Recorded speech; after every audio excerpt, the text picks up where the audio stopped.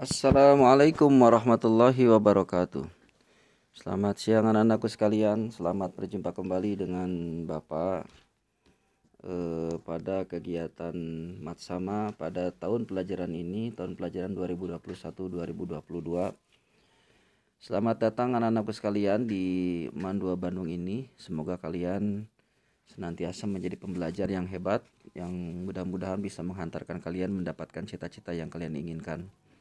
Izinkan Bapak pada saat ini menyampaikan beberapa hal untuk mensosialisasikan pada kegiatan Matsama ini, yaitu tentang kegiatan belajar mengajar. Baik anak-anakku sekalian, Bapak perkenalkan terlebih dahulu. Ini identitas Bapak sendiri. Yang pertama, nama Bapak adalah Bapak Budi. Bapak lahir pada tanggal 2 Mei 81, tepatnya di Bandung.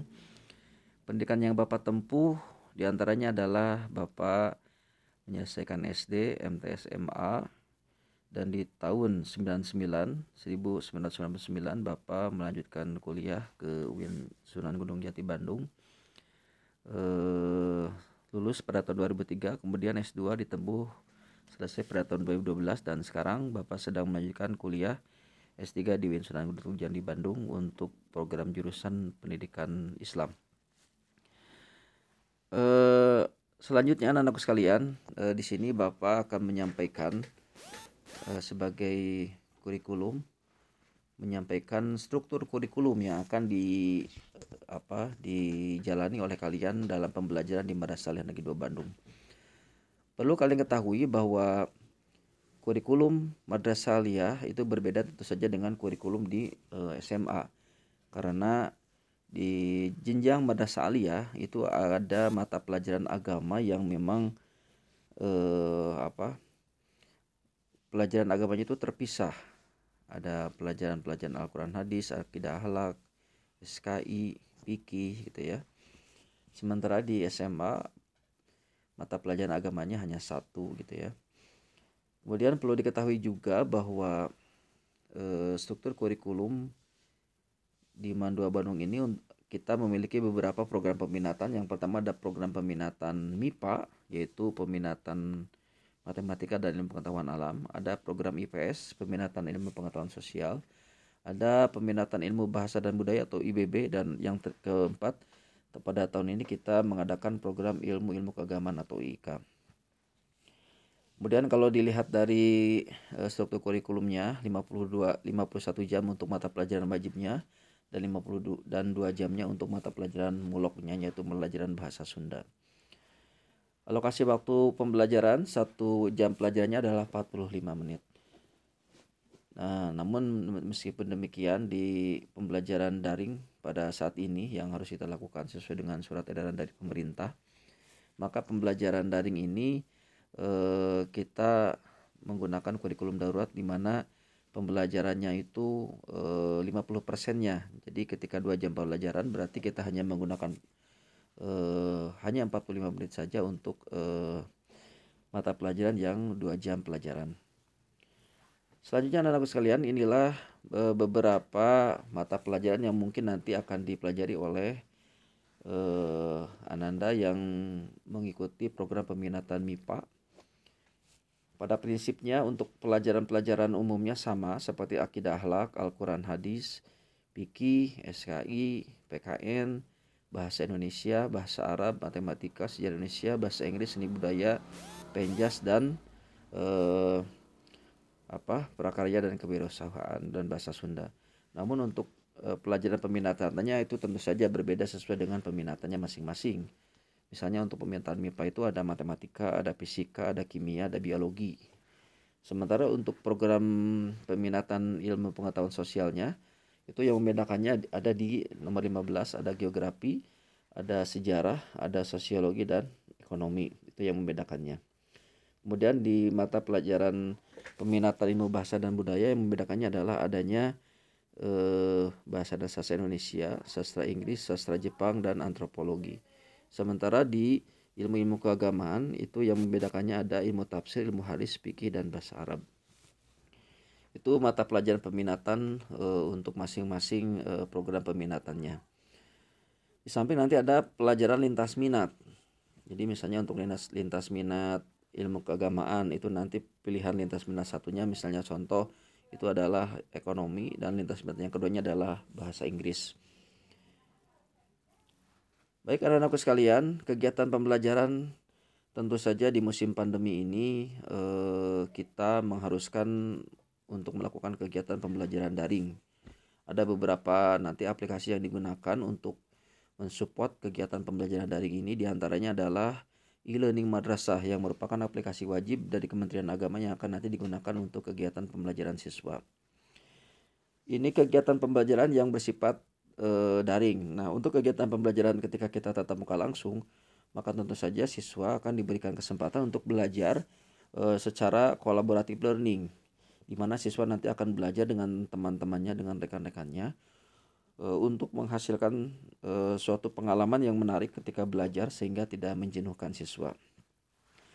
Kemudian juga kegiatan pembelajaran pun tentu saja tidak terlepas dari pemanfaatan perangkat teknologi yang ada, misalnya HP ataupun laptop ataupun sarana komputer komputer yang dimiliki oleh sekolah yang dimanfaatkan untuk kegiatan-kegiatan pembelajaran siswa.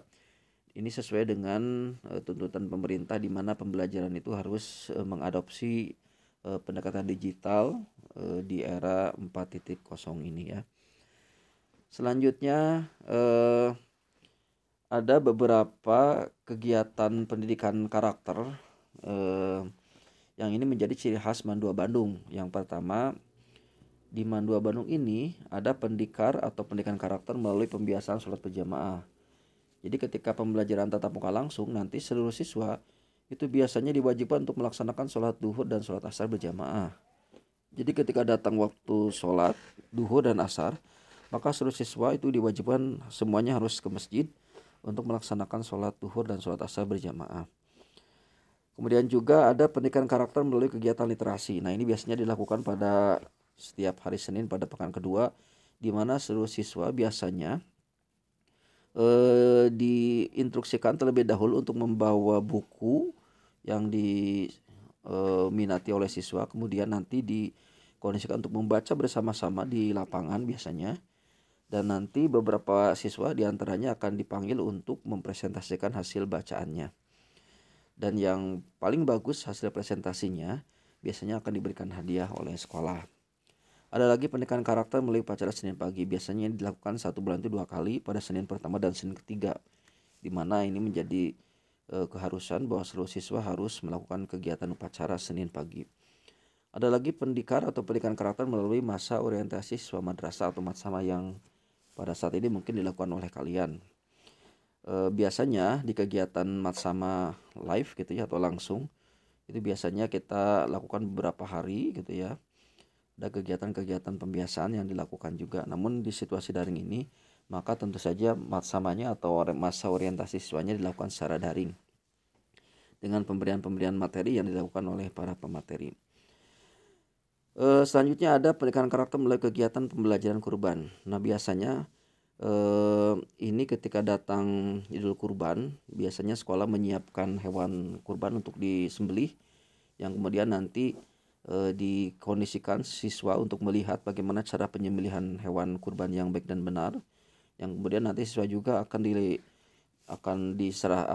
diberikan tanggung jawab juga untuk bagaimana mendistribusikan dagingnya untuk siswa dan beberapa masyarakat yang kurang mampu. Ada lagi pendidikan karakter melalui kegiatan latihan dasar kepemimpinan siswa. Ini biasanya dilakukan untuk calon-calon pengurus OSIS atau MPK yang biasanya nanti akan menjabat di masa jabatannya yang baru. Biasanya kita menghadirkan narasumber dari TNI, bekerja sama dengan TNI ataupun beberapa institusi lainnya, di mana siswa diberikan bekal tentang bagaimana cara menjadi pemimpin yang baik dan benar. Ada lagi juga pendidikan karakter melalui kegiatan Jumat Rohani. Nah, pendidikan melalui kegiatan Jumat Rohani ini biasanya siswa pada hari Jumat sebelum pembelajaran dimulai itu semuanya digiring semuanya ke masjid untuk melaksanakan kegiatan jumroh atau Jumat Rohani, di mana pada kegiatan Jumat Rohani ini seluruh siswa nanti akan mendapatkan siraman rohani, tapi dari teman-temannya yang nanti menyampaikan tentang ceramahnya. Yang biasanya diatur juga ada pembawa acaranya, ada yang membaca Al-Qur'annya, ada yang membaca doa dan lain sebagainya. Kemudian ada juga pendidikan karakter melalui CPD atau Camping Pendidikan Dasar dalam rangka pengukuhan ekstrakurikuler. Biasanya siswa-siswa yang sudah memilih ekskul itu biasanya kita fasilitasi untuk pengukuhan ekskulnya melalui Camping Pendidikan Dasar. Ini pengalaman di tahun 2019 kita mengadakan di Bumi Perkemahan Jatinangor selama 2 hari, di mana siswa nanti akan digembleng kepemimpinannya juga. Nanti akan dikukuhkan oleh Pak Kepala Madrasah sebagai anggota dari ekskul yang dipilihnya. Kemudian ada lagi juga pendidikan karakter melalui kegiatan rihla ilmiah yang biasanya ini dilakukan di kelas 11, di mana kegiatan ini siswa nanti akan mengeksplorasi data dari tempat-tempat tertentu. Beberapa tahun ini biasanya kita lakukan di Jogja gitu ya. Mengeksplorasi data sebagai bahan untuk kegiatan pembuatan karya tulis ilmiah yang nanti hasil laporannya itu harus dipresentasikan melalui kelompoknya biasanya, dan yang terbaik biasanya akan mendapatkan reward dari sekolah. Kemudian juga ada pendidikan karakter melalui kegiatan Pekan Bulan Bahasa. Jadi biasanya di bulan bahasa itu ada kegiatan-kegiatan event seperti misalnya lomba cerdas cermat, pidato, dan lain sebagainya. Ada lagi juga pendidikan karakter melalui kegiatan Gebiar Muharram. Biasanya ini dalam bidang keagamaan. Ada perlombaan atau kompetisi bidang MTQ-nya, nasid, pidato Islam gitu ya, ceramah Islam dan jenis-jenis perlombaan lainnya. Kemudian ada lagi juga pendidikan karakter melalui peringatan Maulid Nabi. Nah, pada kegiatan Maulid Nabi biasanya dan beberapa peringatan hari-hari besar keagamaan Islam lainnya biasanya kita selalu diisi dengan kegiatan-kegiatan yang dilaksanakan di sekolah. Ada lagi pendidikan karakter melalui pemilihan OSIS. Nah, ini biasanya kita lakukan secara terbuka gitu ya. Mulai dari proses awal penyaringan calon ketua OSIS dan MPK. Nanti yang dipilih juga oleh siswa, sehingga menghasilkan para ketua OSIS dan ketua MPK yang baik gitu ya, dengan proses pendidikan karakter melalui pemilihan OSIS ini. Kemudian juga biasanya kegiatan pembelajaran juga mengintegrasikan dengan penggunaan komputer yang ada di sekolah, baik itu untuk ujian madrasah ataupun kegiatan pembelajaran lainnya. Dan yang terakhir biasanya kita selalu mengadakan kegiatan wisuda. Nah, kegiatan wisuda ini sebagai budaya akademik MAN 2 Bandung, di mana seluruh siswa yang sudah selesai nanti akan dikukuhkan, akan dilepas mungkin secara seremonial pada kegiatan wisuda yang biasanya melibatkan seluruh orang tua juga di gedung yang luas gitu ya biasanya. Dan ini beberapa prestasi siswa yang bersinar di kancah internasional. Salah satunya ada Ari Ramdan ya. Dia adalah salah satu pemain futsal timnas gitu ya, yang merupakan alumni MAN 2 Bandung yang menjuarai juga dulu sebelum di timnas di beberapa kegiatan event baik kabupaten ataupun provinsi gitu ya. Ini juga alhamdulillah di bidang karatenya dan bidang-bidang lainnya juga alhamdulillah banyak siswa yang berprestasi untuk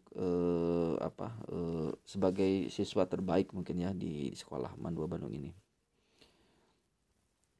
Baik, nampaknya itu saja hal-hal yang bisa Bapak sampaikan terkait dengan kegiatan pembelajaran. Namun sekali lagi perlu digarisbawahi bahwa kegiatan pembelajaran daring ini, bahwa kegiatan pembelajaran pada masa pandemi ini tentu saja kita mengacu pada surat edaran pemerintah, apalagi dengan PPKM ini kita harus melaksanakan kegiatan pembelajaran secara daring.